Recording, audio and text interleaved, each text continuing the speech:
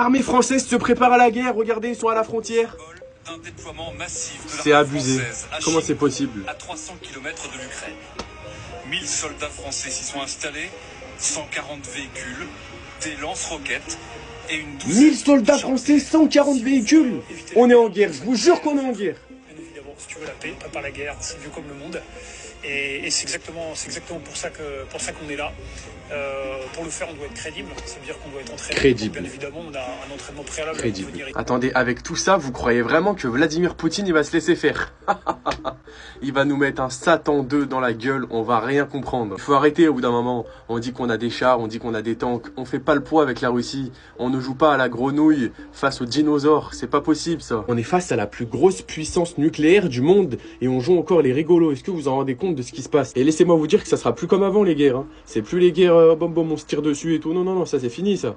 Coup de bombe nucléaire et la Terre elle sera dévastée, ça sera terminé. Donc faut arrêter de faire les malins au bout d'un moment. Parce que lui, Macron là, et son chef d'état-major, au lieu de parler, j'ai l'impression que ça l'arrange moi cette guerre. Parce que ça prolongerait son mandat de président. Hein. Et moi j'ai vraiment l'impression qu'il fait tout pour. Alors là, je suis désolé de le dire, mais c'est vraiment ce que je pense.